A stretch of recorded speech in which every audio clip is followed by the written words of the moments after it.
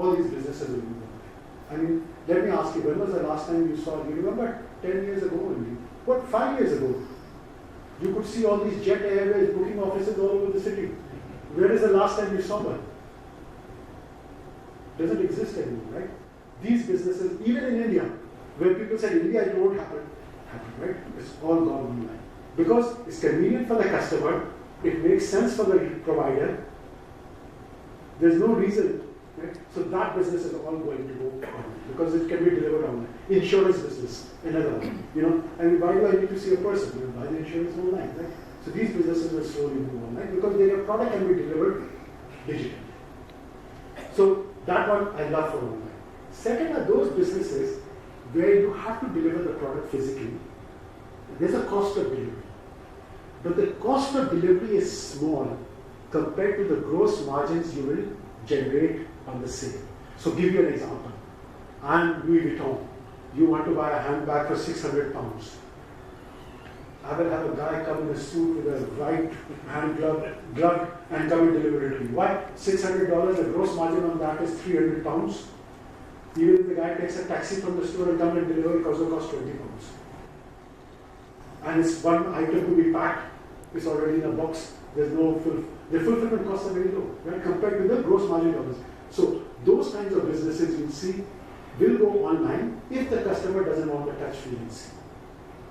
So a certain percentage of that will go online because, of course, as people tell me, I don't know, since I don't buy these 600-pound handbags, and I'm against it in any case. But I've been told that Himalaya, part of the whole consumption is going to the store and smelling the leather and, standing in the store and buying it. I said, still, it's okay. I would rather buy it online if I had to buy one. But still, what I'm trying to say is, in those businesses, there'll be a part of it, like in car industry.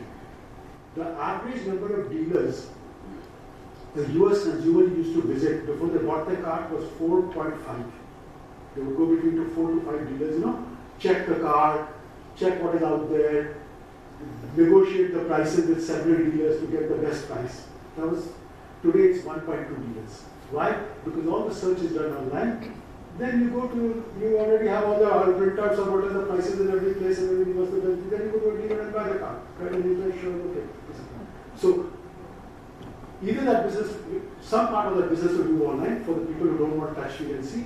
It's a profitable business online. And in other cases, it just reduce the number of, because now, do you visit 6 stores to see where the bag is? No, you first do the online search, which store has the bag, get to that store, get the bag. Right? So it's a facilitator, and some percentage moves online and some percentage, but even the percentage that moves online is very profitable, good business. So first business digital, good. Second business, high gross margin dollars versus the cost of fulfillment low, good business online also. Then comes the third kind of businesses, where there is a physical delivery. The physical delivery is expensive, but the customer is used to paying for physical delivery. I don't know about India, because in India it is free still, but if you go abroad, you buy a washing machine, you buy a television, you buy a refrigerator, you cannot take it in your car. It doesn't fit in your car. You will have to get it delivered, and everybody knows you have to pay the delivery charge, whatever it is, $20, $30, $40, whatever it is.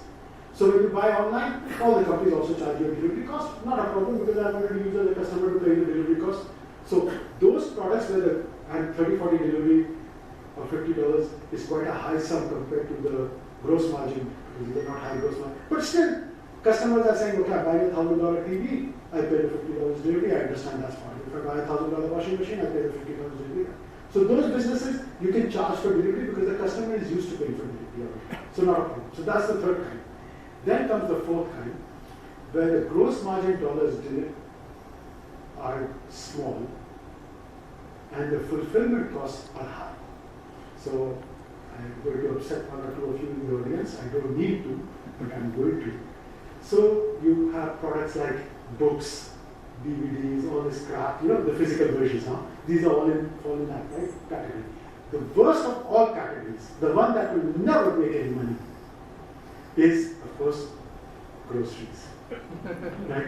Groceries, average order size is like $60, right? You get a gross margin of 25%, $15. You have to have 3 supply chains. the ambient supply chain for detergents, whatever, the chilled supply chain for the vegetables and the juices and everything, and the frozen supply chain for the ice cream and the desserts and everything. Good luck. So I need a truck which can accommodate 3 different temperatures. The person is going to pull it out of those 3 and then deliver it to you. Can't be left behind, right? Because there's the frozen stuff there. So you have to take delivery for it. So if I'm going to take delivery for it, then I want to know when are you showing up. Because if you say, stay for half a day, I'll deliver sometime, I say, forget it, boss. Right? It's more convenient for me to take it going. Right? So then you will have to give me a 1-hour delivery slot. For the orders to be worth it. For enough customers to agree.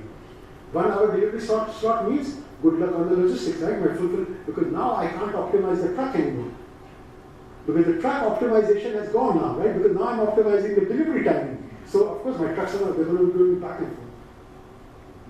Only places that may work is the ones where they have very high density of population, very high order sizes, London, New York. But I can tell you, even the London, New York delivery guys are still using it. Ocado has been in this business 10 years and they're still using it. As a customer, I have Ocado. And by the way, they're charging for delivery £5 on average.